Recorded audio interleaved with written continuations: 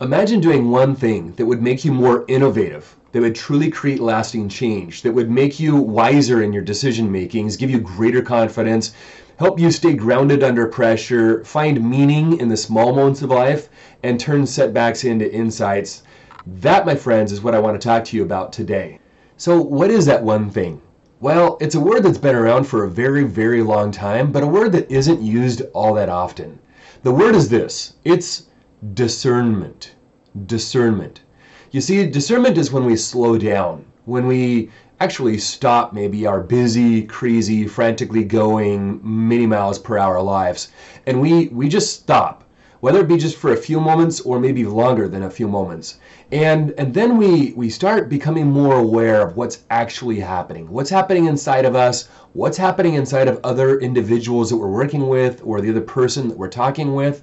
And then we shift. We pay close attention to what's really happening, and we shift our behaviors to a place where we can be better in our decision making, where we can be more innovative in what we're trying to do, where we can take those everyday moments and turn it into lasting impact with other individuals. The key to all this, the catalyst to really truly reaching that highest level of leadership, that strongest pathway for leading, is discernment. A discerning leader, that is a leader that uses discernment in their daily basis, is one who is able to really pay attention to the gut feelings, to intuition, and those quiet little impressions that come. And they're able to use these things to make a significant impact in the lives of others that they're leading. You see, this is the highest level of leadership. It's the best pathway for leaders to be able to follow, is to get to this place of discernment.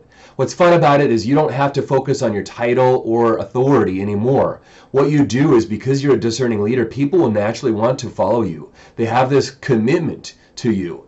And because you've taken so much time to really get to know them and understand their interests and desires as an individual, and you know the constraints of the organization and the demands of the company or the KPIs that you need to be to meet, you're able to kind of put all these things together, slow down, or even stop, recognize what's happening, and then provide information or guidance or advice or support.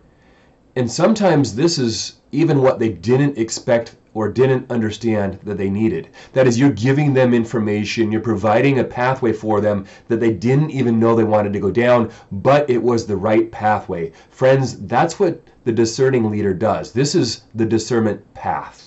I'm really excited about this idea of becoming a discerning leader. It's something that's been consuming my mind for, several months now.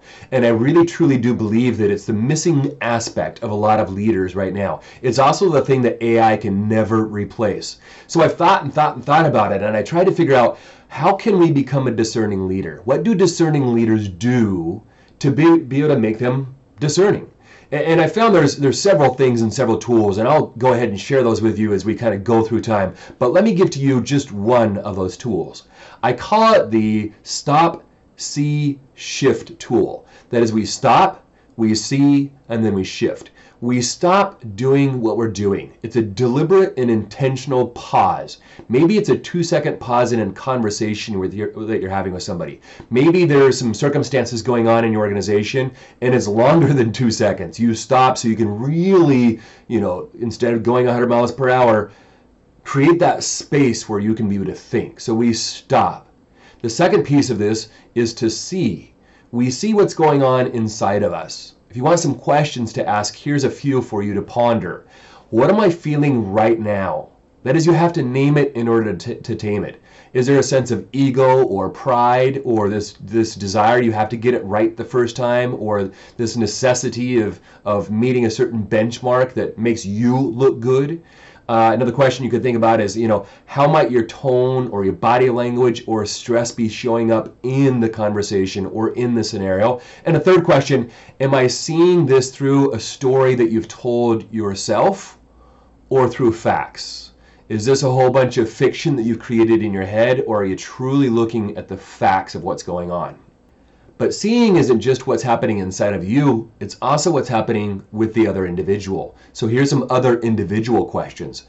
What are they actually saying? Are you paying attention to their words, their tone, their body language? Go beyond just what they're trying to say with their words, because sometimes our body language speaks louder than that. What might they be feeling but not saying? What kind of pressures or fears or goals could be shaping their behavior? And if you took yourself out of your shoes and you put yourself in their shoes, how would you see the situation differently? You see, we're really trying to build empathy at this point.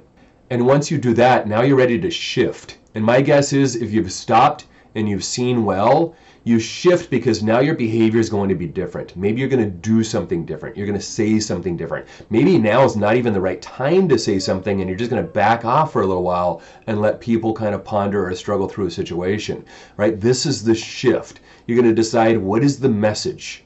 What is the method that I want to be able to deliver this message? And is it the right moment to be able to do that? You see, these three powerful steps can help you tackle this idea of discernment, get you to this place where you're becoming more aware of what's happening and you're tuning more in to your inner workings, to your intuition and your gut and inspiration, so that you can become a better leader. That's what I call the discerning path, the discernment path. And I'm super excited to be able to share with you this tool, and in the future several more tools to help you truly become a discerning leader, to take the highest path of leadership.